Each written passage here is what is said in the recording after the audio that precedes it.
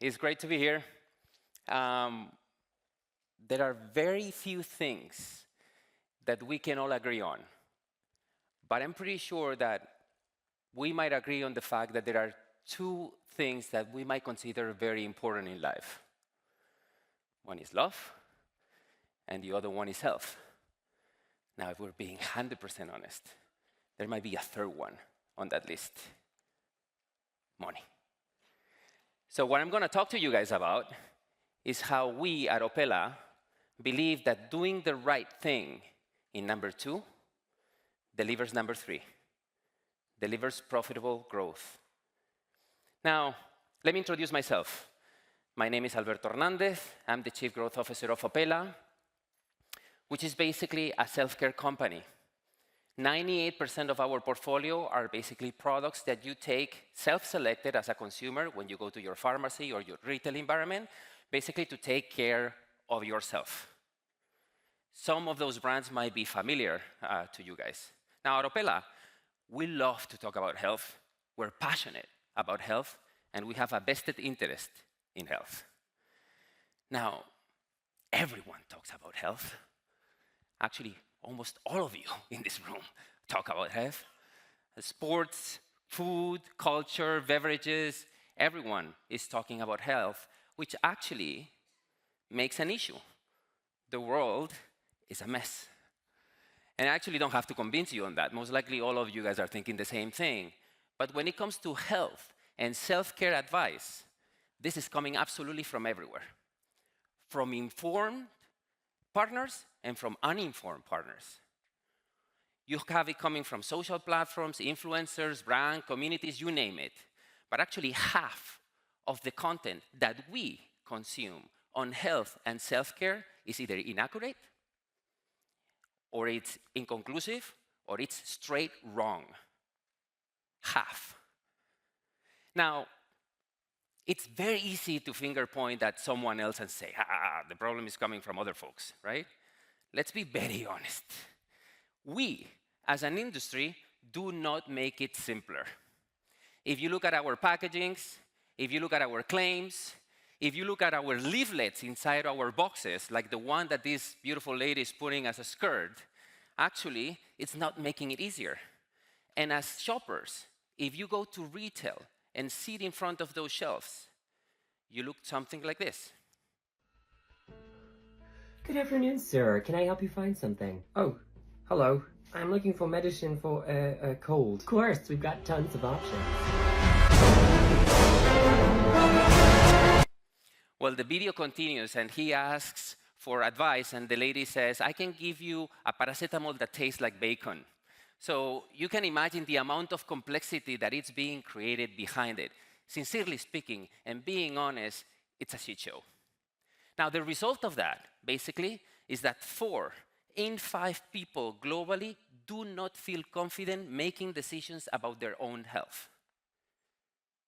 4 out of 5. And as a result of that, 2 out of 3 people that suffer from something that there's a solution for do not treat. 2 out of 3. Why? Because either they don't recognize the symptom, they don't know that the symptom is treatable, or they don't know what to treat it with. And we're talking about people with digestive disturbances, cold, cough, pain, any sort of challenges that we face on a regular basis as part of our health issues. Now, this isn't just a health problem. It's a behavior problem. And actually, that realization for us as Opella changed everything for us. Because if you put that behavior change as the epicenter of your growth engine, it means that by helping more people make better self-care choices for themselves, you can drive your business. So this is not a side job. This is basically making sure that driving better self-care becomes an angle for you to grow as a company. Now, our mission as an organization is to put health in the hands of people. We believe that empowering people with the right information for them to be able to make the right choices for them is the way that we're going to build our business moving forward. And that even means that in some instances, we will have to give advice for people not to choose us. Now, if people understand when and how to use us, they will use us only when they need us. And here the key word is only, because with 2 out of 3 not treating, only, it's a growth lever. I need people to understand when they should use us so that then they can use us. Now, to do that, it's great to have beautiful brands and fantastic products in the marketplace, but you have to make sure that you're giving people at the end the tools to be able to ask themselves the right questions regarding what am I going through. And this is not something that we have invented at Opella. This is called health literacy, and it's part of the WHO agenda. And what it states is that basically any individual should be able to ask themselves 4 questions. The first one is, do I have health information available? Number 1. Number 2, do I understand what that information is telling me? Number 3, can I decide if what is right for me after reading that? And last but not least, do I feel confident enough to act? Those are the 4 questions of health literacy. That forces us to change the way that we do brand building. Now, of course, we care about everything that you guys care about. We care about creative effective index, reach and frequency, 0P, 1P, retargeting. We care about all the things that we marketeers care about.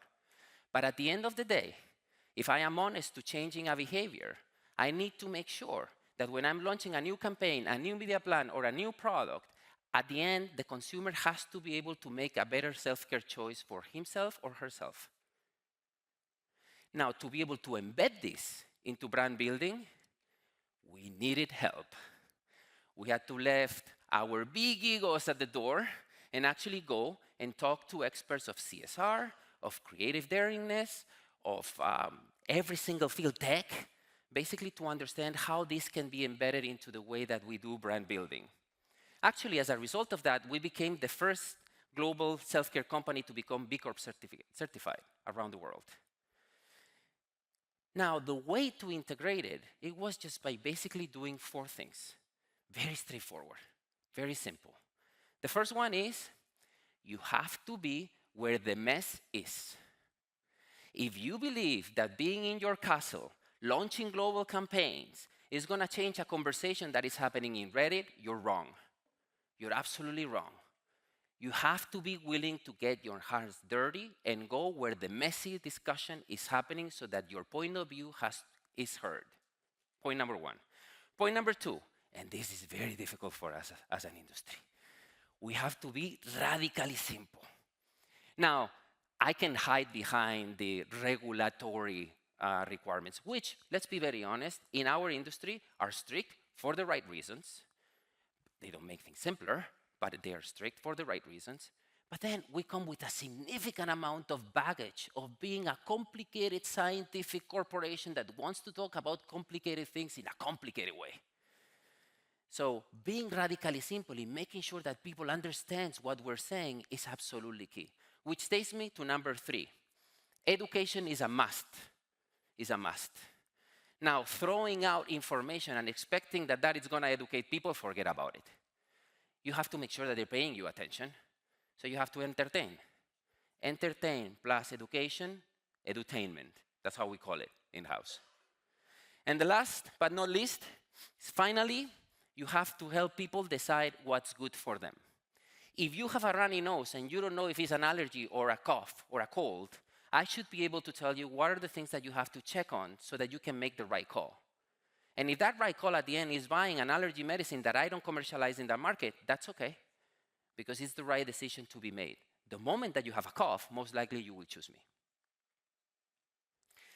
Now, if we do this right, it's a win-win, because people with high literacy actually tends to have 40% better chances of taking better self-care of themselves.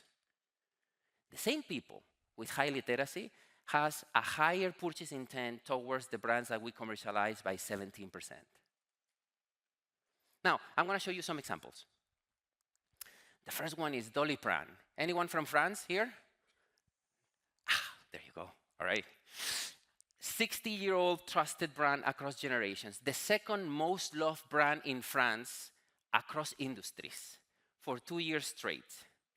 A paracetamol brand that basically gives all the solutions from birth all the way to when you're a grown-up. Doliprane has been basically communicating for the last 3 years the same thing. When to use them, how to use them, and when not to use them.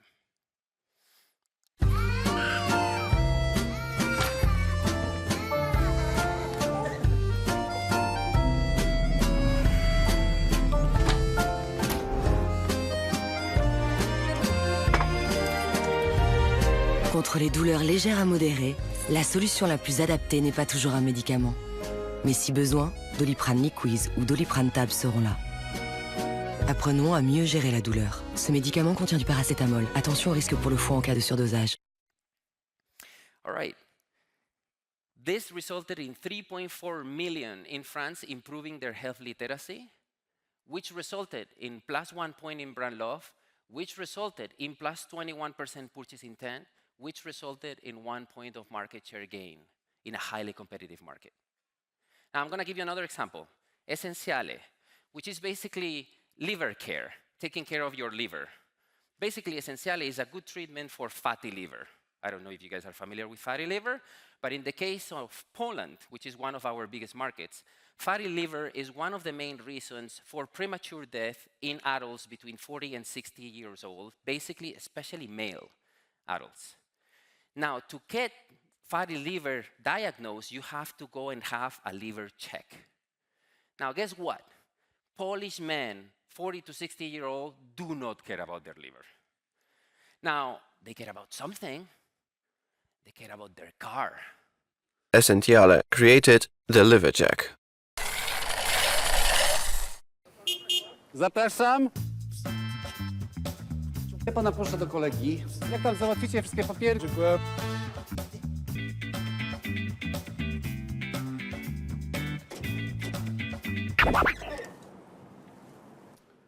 Co to k***a ma być? A gdzie jest mój samochód? Witam na przeglądzie pańskiej wątroby. Nie! Coś tutaj kurwa jest nie tak.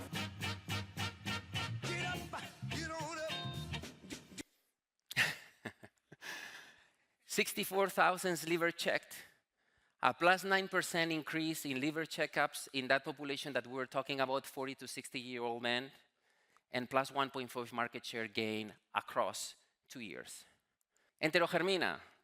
If someone is from Italy, Brazil, Mexico, most likely this rings a bell for you. The world-leading probiotic brand in the world, actually helping with digestive disturbances. Now, digestive disturbances occur in 60% of the people on a regular basis, and I'm talking about bloating, diarrhea, any of those challenges that we have, okay?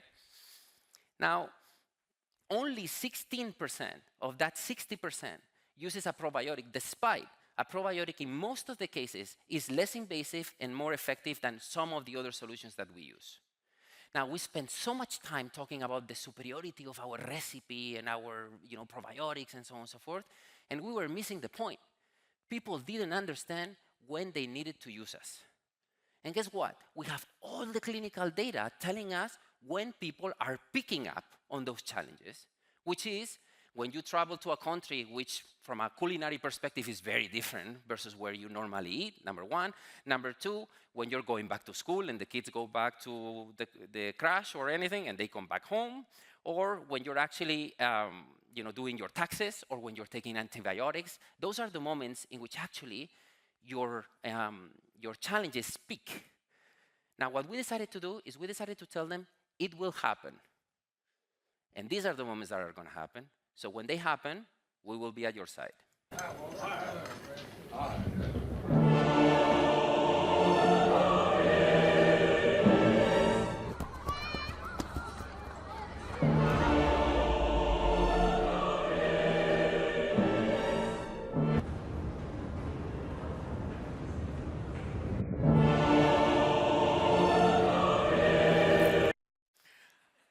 I don't know about you guys, but I recognize myself as the father in the stairs, like, oh my God, God bless. Now, result of this, 75% considers that they better understand probiotics, and 78% understand how they work. And actually, that increased our global share by 1.5 points. It's basically telling them it will happen. If that activity is going to happen, just get ready for it. Now, you're going to tell me, okay, that's very cool. You chose the 3 examples that you have there that are the coolest ones to make the speech. All right, let's talk about this. The idea here was we need to scale. Those campaigns alone are not going to be able to make it. I need to make sure that I'm scaling that type of messaging across the world. And this is my perfect excuse to talk to you about GenAI, which we actually call it human first, human last.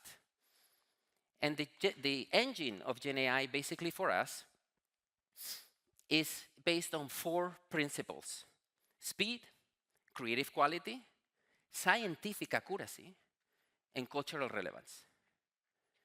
And today, actually, we produce 20 times more content. Actually, we started producing content in 2023 with GenAI. 20 times more content. And we have studios, we call it factories, of content creation in France, Brazil, Philippines, US, India, and Japan. And all of those folks are fueled with copywriters, graphic designers, creative directors that are actually creating content at scale on bi-weekly sprints. And they have a quota for health literacy. So 50% of the content that they have to create have to be about helping people make sure that they're understanding their symptoms. Now, all of this has resulted in, 1, we have 50% more engagement in our brands in the last 3 years. Second, we have multiplied our e-commerce performance by 3. And last but not least, today, our prevention, awareness, and responsible use campaigns reach more than 130 million worldwide. Now, to conclude, this was what we were expecting. Now, out of this came a lot of things that we were not expecting.